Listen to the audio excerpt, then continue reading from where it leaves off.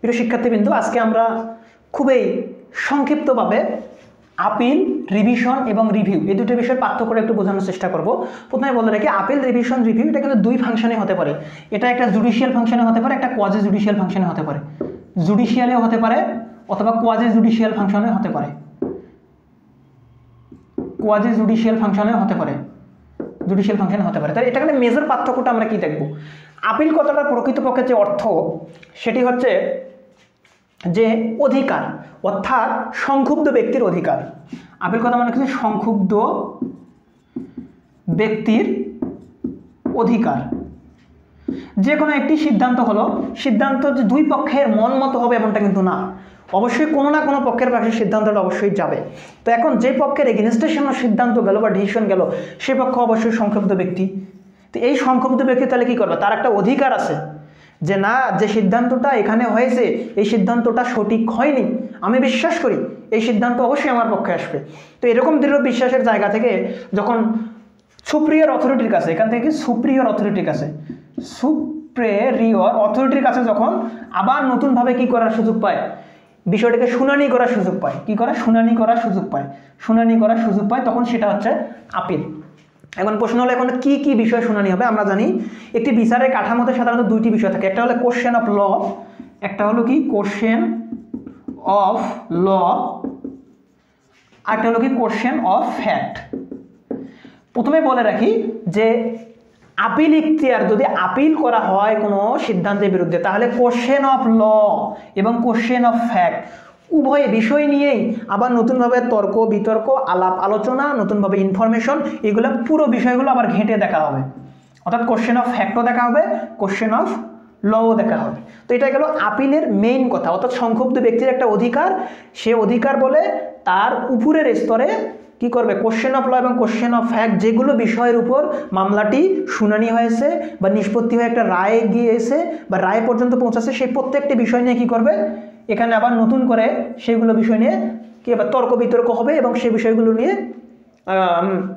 সত্যতা যাচাই করা হবে। তো এটাই গেল প্রকৃতপক্ষে আপিল। এখন রিভিশন বিষয়টা কি?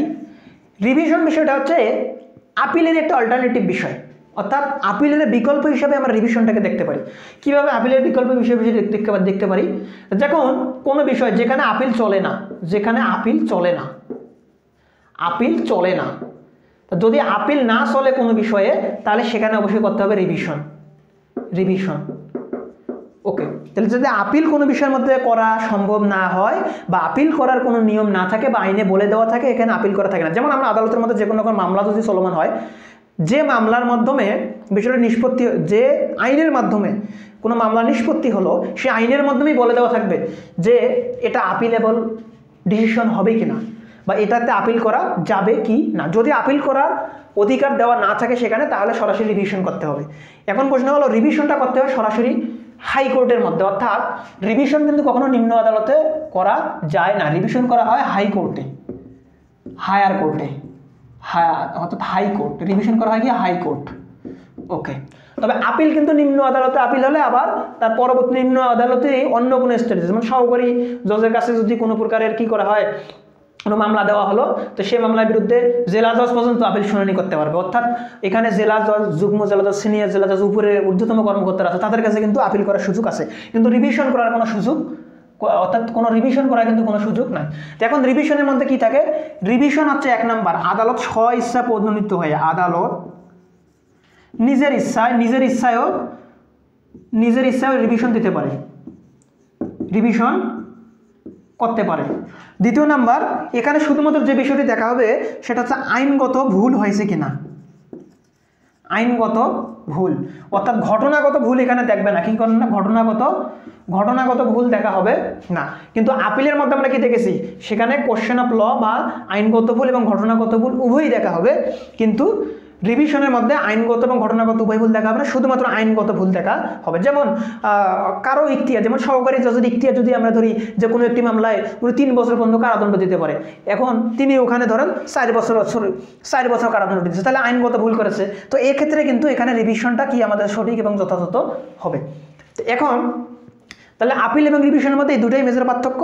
একটি পার্থক্য হচ্ছে আপিল কখনো নিজের ইচ্ছায় কোনো আদালত করবে না, আপিল অবশ্যই দুই পক্ষের যে কোনো প্রকার আবেদনের প্রেক্ষিতে করবে, কিন্তু রিভিশন আদালত নিজের ইচ্ছায় করতে পারে অথবা দুই পক্ষের যে কোনো প্রকার আবেদনের ভিত্তিতেও রিভিশন করা যেতে পারে।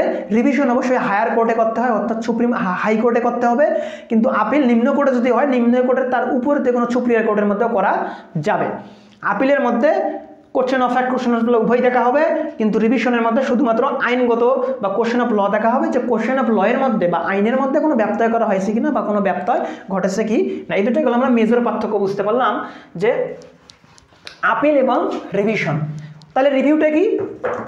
রিভিউর বিষয়টি খুবই সোজা। রিভিউ বিষয়টা হচ্ছে এমন একটি বিষয় যে রিভিউ করতে হয় কি, আমরা উপরে দেখলাম আপিল এবং রিভিশন কি তাহলে উচ্চতর ফোরামে করতে হয়, ফোরাম, কিন্তু রিভিশনটা করতে হবে অবশ্যই সেম ফোরাম, অর্থাৎ সেম ফোরাম। ধরুন সহকারী জজ আদালতে কোনো মামলার নিষ্পত্তি হলো, আপনি যদি রিভিউ করতে চান তাহলে ওই একই সহকারী জজ আদালতেই করতে হবে, অর্থাৎ ওই একই আদালতেই করতে হবে। তার মানে রিভিউয়ের প্রথম শর্তটা হচ্ছে কি, একই আদালতেই করতে হয়। রিভিউটা মেনলি আসে কোথায় থেকে, রিভিউটা কেন করা হয়, আমরা আপিল কেন করা হয় সেটা বুঝতে পারলাম, রিভিশন কেন করা হয় সেটা বুঝতে পারলাম। রিভিউটা করা হয় মূলত দেখা গেল যে কোনো একটি মামলার ডিসিশন হয়ে গেল, কি হলো, ডিসিশন হয়ে গেল। এখন ডিসিশন হওয়ার পরে দেখা গেল যে নতুন করে আবার কি হলো, নতুন কোনো ডকুমেন্টস আসলো, ডকুমেন্ট আসলো বা নতুন এমন কোনো তথ্য আসলো যে তথ্যটাকে এই যে ডিসিশনটা দিয়েছে এই ডিসিশনটাকে পরিবর্তন করতে পারে।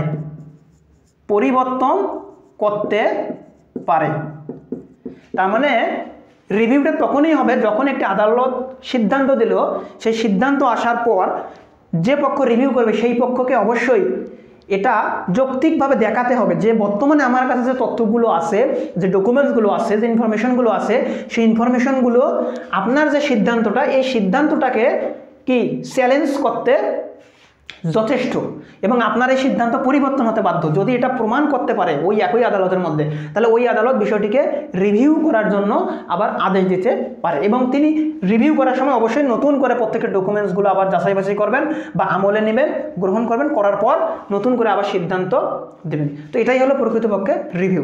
তাহলে আমরা যদি একদম সংক্ষিপ্ত কথার মধ্যে রিভিউ, রিভিশন এবং এপিলটা বলি, এপিল হচ্ছে কি একটা অধিকার সংক্ষুব্ধ পক্ষের এপিল করার মানে হায়ার ফোরামের কাছে যখন এপিল করা হলো সুপ্রিম ফোরামের কাছে, তখন সেখানে কোশ্চেন অফ ফ্যাক্ট এবং কোশ্চেন অফ ল উভয় বিষয়টি দেখা হবে। তারপর রিভিশন কি, প্রথম কথা হচ্ছে যে আদেশের বিরুদ্ধে আপিল করা যায় না সেই আদেশের বিরুদ্ধে রিভিশন করতে হয়। রিভিশন কোনো নিম্ন আদালতে করা যায় না, রিভিশন সরাসরি হাইকোর্টের মধ্যে করতে হবে।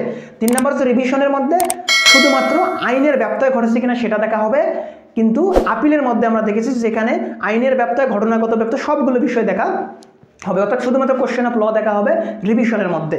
এবং পরবর্তীতে রিভিউর মধ্যে আসলাম যে অ্যাপিল এবং রিভিশন উভয়গুলো হায়ার ফোরামের মধ্যে করতে হয়, কিন্তু রিভিউ সেম ফোরামের মধ্যে করতে হবে, অর্থাৎ যে আদালত সিদ্ধান্ত দিয়েছে সেই আদালতেই সেটা করতে হবে। এবং সেখানে ওই ডিসিশনটা বা রিভিউটা তখনই করা হবে যখন সিদ্ধান্ত আদালত নেওয়ার পর যখন নতুন কোনো তথ্য উপাত্ত ইনফরমেশন আসবে, যে ইনফরমেশন তার সিদ্ধান্তটাকে কি করতে পারে, তার সিদ্ধান্তটাকে নতুন বাতিল করতে পারে বা তার সিদ্ধান্তটা ভুল হয় সেটা প্রমাণ করতে পারে।